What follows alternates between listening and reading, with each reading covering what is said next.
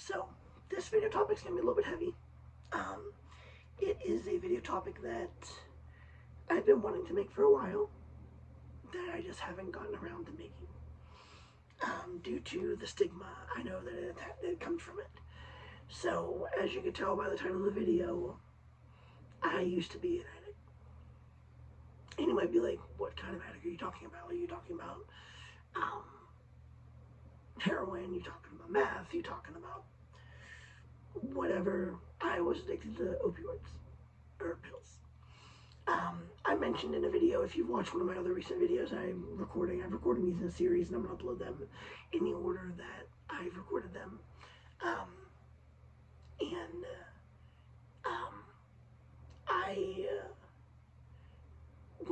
I said, like, I was talking about how, like, after my first vocal surgery, how I don't have any recollection for the 4 days, and that's because I was addicted to pills at the time, and I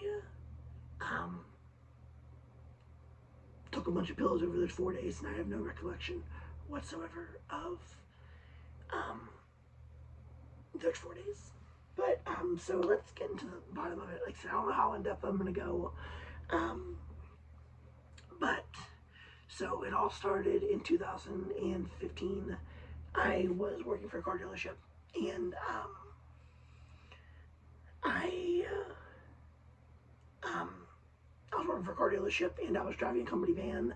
In the van, I think it still out of park and went to neutral. I might have accidentally just put it in neutral. But I got out of the van. I was driving a company van and delivering parts to body shops, to a local body shop. And the vehicle started rolling, and my first instinct was, oh my God, I gotta stop the vehicle. If I don't stop the vehicle, if there's any damage to the vehicle, I will have to pay $1,000 deductible. And my paycheck's $1,000. I didn't make that much at the car dealership. I was a detailer and occasionally would deliver parts to body shops and local garages. So anyways, I tried to stop the vehicle. My goal, the van was drifting towards a concrete wall, and my goal was I was 18 at the time, I was young and dumb, but I decided to stop the van with my body. So I was trying to wedge my entire body between the van and the concrete wall, and I was only able to get my right knee in between the van and the concrete wall. And the people at the body shop, they all came running out, and instead of getting in the van and just backing it up and freeing my knee, they yanked my knee out, and my knee sorry, I thought I heard something. My knee, I suffered some severe injuries in my knee, which unfortunately I've turned into lifelong knee issues. But that's not what this video is about. That was the start of my addiction. I was prescribed, what's it called? Vicodin, or hydrocodone, whatever you prefer to call it. But I was prescribed that, and I had never been on any sort of pain medication like that, ever. Like, most I had taken up to that point was like ibuprofen, Tylenol, aspirin, Advil, whatever. But, yeah. And I was on nodes for about 3 months, and I became hooked. And after we thought my knee was healed, I started seeking out pills elsewhere, like from friends. I was very particular about where I got them from, just because, like, I had heard stories of getting stuff laced and whatnot. I was very, very picky and particular about where I got them, but I was addicted to pills. And then, like I said, that was 2015, 2016, I ended up having knee surgery, back on prescribed pills, but I still would have used them. And then, one thing you'll know is, like, I didn't always seek them out. Like, a lot of times, like, I just had health issues that required pain medication, and I would just be lucky. And like I said, I was hooked on them. Like I said, in 2015, after I went off them, I did seek them out for a couple months, and then I went off them in, I think, June. That's when we thought my knee was healed. I went off them, and in like October, November, and then like started knee surgery in February of that year, and that's when I ended up that's when I ended up back on pills and whatnot. And I and then, like I said, 2 years later, in 2018, I had my breast augmentation surgery. Was put on oxy for the first time, and that started a whole mess. Like all of where I ended up living in the summer of 2018. Like I said, after I was off medication for my breast augmentation, I lived down the road from somebody who was a friend of mine, and he was able to get prescription pain meds off the wazoo. I'm talking 90 count of oxy, like a week. He'd be able to get them, no problem. I asked no questions. I was just like, I knew him. I don't know what his resources were, but I'm not gonna shout his name out here, obviously, just because it's private. But where I ended up living in a bad neighborhood, and he ended up getting me, like I said, a 90 count a week. And I knew they were legit because they were from a doctor. They were in a pill bottle with his name on them. He'd give them to me. So they're selling them to me for next to nothing. So I was hooked. And all of 2018, and from June of 2018 to October 2018, when I moved out of that neighborhood, that's that whole time I was getting 90 count oxy a week, occasionally Vicodin, but I was getting 90 count of oxycodone a week. Like I said, occasionally Vicodin here and there, but mainly the oxycodone. I was getting 90 count a week. I was going through them within a couple days, and I'd always save myself a couple just because, in case I didn't want to go through withdrawals, just because I was working at the time, and that's all. I was working in a restaurant at the time, and that's how I was able to afford them. Like I said, he didn't charge me much because we knew each other. But and then 2019, I can't remember if or 2009. Also in 2018, I was put on Xanax, name brand Xanax. I know Ativan's another name for it, which is what I was put on later on. But in 2018, I was also put on Xanax, and I was on Xanax in 2018, 2019, 2020, and in 2020,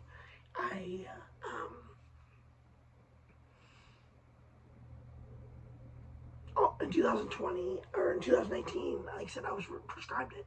Would I abuse it? Yes, but like I said, it was prescribed the Xanax, and it was for my anxiety. I basically, how I did it was I'd abuse it, and then I'd run out after like a week, maybe two, and then I'd go to like 2 weeks through like withdrawals and whatnot, and then I'd get it back, and I'd do the same thing. Because I was on a low dose, but I had a tolerance built up just because of being, like I said, being addicted to Vicodin and Oxy.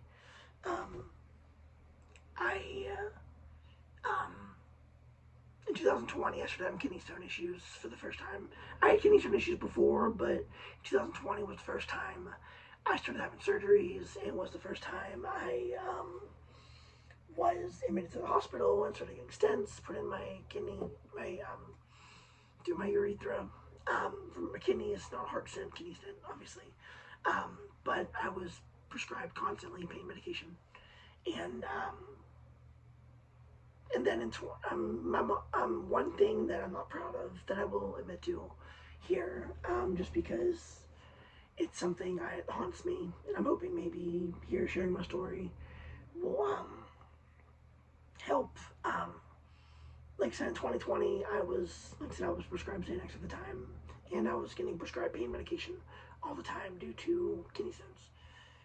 But I was using it to get high. Like I was taking more than prescribed dose just because I had a tolerance built up, and I just wanted to feel numb. Because at that time, my mom's cancer had come back, and I was suffering. I started really suffering from my mental health around that time. My PTSD and my anxiety and depression. This was all before I was diagnosed with OCD and panic disorder and BPD and schizoaffective depressive type. It was before I was diagnosed with all that stuff. At the time, my diagnoses were PTSD, anxiety, depression. But my mom would send me to the pharmacy to get her meds because, like I said, she had cancer at this time, and she wasn't really doing a lot of driving at this point. Or starting around November, she would send me to the pharmacy to get her meds, and I would take some of her medication before I get it back to her. It wouldn't take a lot, but I would take enough to be like, yeah, like I know I can get high off this. And that's something sorry, just one moment. Sorry, it eats at me. I don't talk about it often, but it eats at me because I was never able to apologize to her because she ended up dying in April. But basically from November of 2020 to April, along with the, at this time I was off Xanax, I was on Ativan, which basically the same thing, but again, I was still prescribed the Ativan, so I would abuse it. But my mom was sending me to the pharmacy, and I would be taking some of her medication. Like at the time, like she was on morphine pills, she was on Oxy, and I would take some of each. And at this time, it also cost me a couple friendships. Just because I'd talk to them about it, and they'd be like, "Hey, listen, like I can't be associated with somebody who's this bad right now." And then, like I said, in April of 2021, my mom passed, and I was never able to apologize to her for it. So it eats at me a lot. Mama, wherever you're at, I know you're not going to watch this video because obviously you're no longer physically, but Mama, wherever you're at, I am deeply sorry. I wish I could have apologized to you in person instead of having to apologize to you tombstone like I've done many times. But after my mom passed, I was still dealing with kidney stone issues, and I was still on Ativan, so I was still getting prescribed medication constantly. Like in 2020, I was in hospital between like 4 and 6 times for kidney stone issues because I'm not able to pass them. And then in 2021, it was between like 6 and 8 times. Between the beginning of 2020 and 2021, I had 8 stents.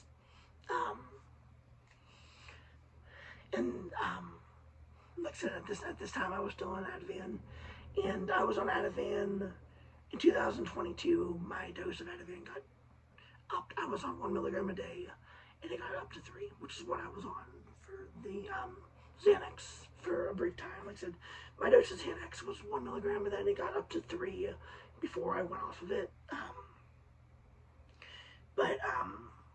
Like I said, Ativan, like I said, I was off Xanax for a couple months, but in between like 2019 and 2020, somewhere in there, and I got put on Ativan. I wasn't off of Xanax long before I got put on Ativan.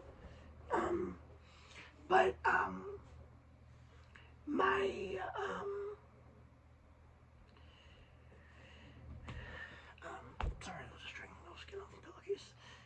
But anyways, I was on Ativan until 2023, and I was having a really bad episode at that time. Like I was blacking out. Like I can't tell you how many times my grandma, who I was living with at the time, and other family members, and a friend of mine was calling 911 for me just because I was attempting suicide. I was overdosing and ended up in the hospital. Like there was a time in 2022 where I ended up in the hospital. I have no recollection of it whatsoever.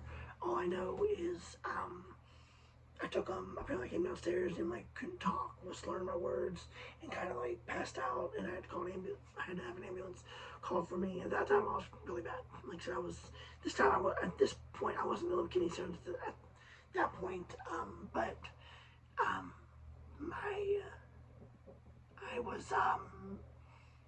I was pretty bad on the Ativan. Like I said, I was on 3 milligrams, and I was abusing the hell out of it. I was getting 90 pills to last me a month because I was on 1 milligram 3 times a day.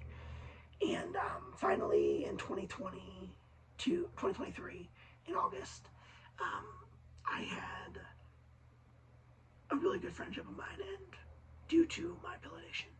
And finally, I was like, enough's enough. I gotta go off it. So I went to my psychiatrist and was like, hey, I want to go off of Ativan. I went into the hospital to admit myself, but before I went, I told him, hey, I want to go off Ativan. I have become too reliant on it. I didn't tell him I was abusing it. I just said that I was becoming too reliant on it, and I didn't want to be on it anymore. And finally, my doctor agreed. He had been wanting me to go off it for a while, but he knew it was helpful. And like I said, I didn't tell him I was abusing it, but yeah. And after that, I got put on Buspar, and then ever since I've been struggling to find something for anxiety that works. I don't want to go back on Ativan. Like I told doctors that, like I tell them like the last thing that worked for my anxiety was Ativan, but I tell them like I'm adamant, like I don't want to go back on it just because I know what it was like when I was on it. But my ever since for my anxiety, I've been on Buspar, I've been on Vistaril, I've been on propanolol, I've been on Klonopin and Valium, which I know are two opioids as well, but I have not abused them, thankfully.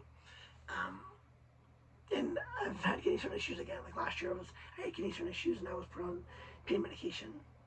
But I'm in the mindset now where like I was like I'm not gonna abuse it. Like I can't.